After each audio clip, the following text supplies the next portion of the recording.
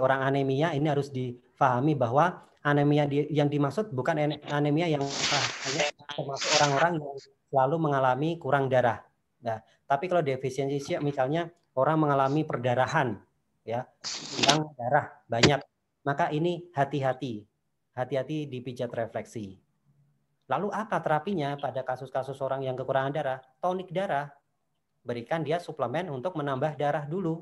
Jangan langsung dipijat, karena kalau mau dipijat dong darahnya tidak ada, apa yang mau dilancarkan? Isi dulu darahnya, baru dipijat. Itu yang pertama. Nanti kasus-kasus defisiensi C termasuk harus hati-hati. Karena peredaran lancar itu butuh C. Kalaupun mau dipijat, maka refleksinya tidak boleh sampai orang yang dipijat kesakitan. Jadi kalau pernah saya sampaikan, maka teknik pijat adalah teknik pijat tonifikasi, ya, bukan teknik pijat sedasi. Tonik pijat sedasi itu yang kalau dipijat sampai guling-guling itu ya kesakitan, itu sedasi. Itu akan membuat secara jiwa buyar, ya, kemudian secara energi juga hilang banyak, ya. Jadi cukup pijat secara tonifikasi. Contohnya apa? Contoh pijat tonifikasi itu pijat bayi, ya, pijat refleksi bayi. Bayi kan dipijat juga ya, sampai telapak tangan, telapak kaki dipijat, tapi pijatnya pijat lembut. Itu adalah pijat tonifikasi. Kalau orang besar, orang dewasa, saya kasih contoh adalah pada kasus orang kena MAH, ya, dispepsia, GERD, sampai dia yang muntah-muntah, kehabisan tenaga, ya, maka pijatnya jangan pijat yang bikin dia kesakitan.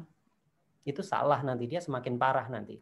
Maka pijatnya adalah pijat tonifikasi, lembut, ya, tekanan yang lembut. Kemudian ini berarti tadi defisien, ya, defisiensi C, ya, atau C, C, ya, kekurangan C energi ataupun kekurangan darah. Kemudian pada kasus-kasus penyakit-penyakit yang dimana imun, ya, sistem imun itu malah membalik gitu ya. Jadi misalnya pada orang kanker sel darah putih misalnya. Jadi sel darah putihnya misalnya kemudian malah menyerang tubuh. Sel darah putih kan bagian daripada imun tubuh, ya. Kalau kita pijat maka akan semakin ekses dia sel darah putihnya. Ya. Ini harus hati-hati.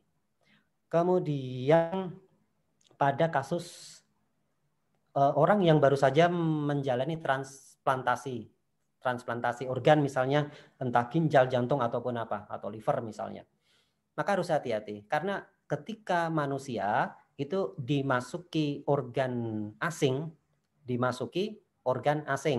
ya, itu secara apa namanya, refleks itu tubuh itu akan menolak. Nah, padahal maksud daripada dilakukannya transplantasi ini biar cocok begitu ya, biar cocok. Maka harus hati-hati. Begitu juga mungkin nanti pada kasus-kasus orang yang baru transfusi ini juga hati-hati. Orang yang baru saja transfusi, karena sebenarnya transfusi ini hati-hati juga ketika walaupun mungkin sudah cocok secara teori, ternyata ketika dimasukkan ke orang ini bisa menyebabkan bengkak, gatal, ya, inflamasi dan seterusnya. Ini kalau dipijat nanti malah semakin bengkak. Ini beberapa kasus. Ini yang pertama ya. Jadi harus difahami siapa-siapa yang sekiranya tidak boleh dipijat refleksi, ya. Bentar, kemudian yang kedua, ibu hamil boleh direfleksi. Ibu hamil itu dia kecenderungannya adalah defisien. Kenapa defisien? Karena ibu hamil itu nutrisinya dibagi dua, ya, untuk kelangsungan hidup ibunya sendiri dan juga kelangsungan pertumbuhan daripada janin. Maka pijat refleksinya adalah pijat refleksi relaksasi, ya, dengan teknik tonifikasi, bukan dengan pijat yang sampai kesakitan. Kemudian yang kedua ada titik-titik yang terlarang. Sebenarnya bukan terlarang, tetapi dia akan menimbulkan resiko membuat ibu itu akan terpacu untuk melahirkan. Ini yang sebenarnya bisa digunakan titiknya, artinya itu terlarang pada trimester pertama, kedua. Kalau sudah masuk ke trimester 3 akhir, maka itu malah bisa digunakan untuk mempercepat proses kelahiran gitu. Ada titik-titiknya di materi sudah saya sharekan titik-titik apa saja yang sebaiknya jangan dilakukan pemijatan di area itu ya, di area itu. Nanti silakan dicek ya, ada sudah saya sampaikan. Kemudian jika ada titik di kaki sakit, apakah itu titiknya yang memang bermasalah? Iya, ya. Mudahnya ini adalah cara bodoh. Cara bodoh itu adalah ketika kita tidak paham diagnosa, pencet aja seluruh telapak kaki mana yang sakit, itulah organ yang sedang bermasalah. Meskipun mungkin kita tidak merasa ada masalah, yaitu karena memang dia sinyal. Kalau sudah merasa bermasalah di bagian organ itu sudah masalah. Tapi kalau di kaki atau telapak kita pencet ini sakit, itu adalah sinyal bahwa organ itu sedang bermasalah. Dan kalau dibiarkan bisa rusak. Nah, nanti ini cari lagi. Karena tidak mungkin hanya satu titik. Manusia itu sistem. Pasti akan ada titik yang lain. Ya, silakan cari. Kemudian TCM tidak dikenal dengan organ pankreas. Ya, memang tidak dikenal organ pankreas. Yang dikenal adalah spleen atau limpa. Ya, tidak dikenal. Meskipun limpa sendiri sebenarnya ada bentuk organnya. Ya, ada bentuk organ limpa yaitu di sisi kiri samping, ya, sisi kiri samping. Yang harus kita pahami bahwa kalau di TCM kan tradisional ya. Kalau di akupunktur medik sekarang ya, itu yang dimaksud dengan spleen atau limpa itu ya pankreas itu sendiri sebenarnya. Ya kalau saya pribadi, ini saya pribadi ya, artinya mungkin ada beberapa orang yang tidak sepakat dengan apa yang saya pahami, itu sah-sah saja.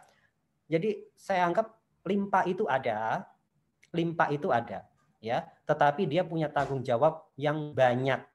Beda dengan pankreas, ya. Pankreas secara umum tanggung jawabnya adalah pada pengeluaran hormon insulin, ya. Itu tanggung jawab utama pankreas adalah sekresi, ya, sekresi hormon insulin. Nanti tolong bedakan apa itu sekresi, apa itu ekskresi. Kalau sekresi yaitu pengeluaran di mana yang dikeluarkan itu masih memang mau dimanfaatkan, tetapi kalau sekresi itu pengeluaran yang arahnya tidak dimanfaatkan kembali oleh tubuh, ya. Jadi pankreas ini dia cenderungnya mensekresi hormon insulin yang mana nanti fungsi daripada hormon insulin adalah untuk membuka sel-sel sehingga gula bisa masuk ke sel, kemudian nanti akan diolah, ya, dimasak begitu oleh mitokondria. Ya, silahkan itu nanti dipelajari di anatomi fisiologi ya, di mitokondria di dalam sel, ya, sehingga menghasilkan panas tubuh, ya, menghasilkan energi ATP,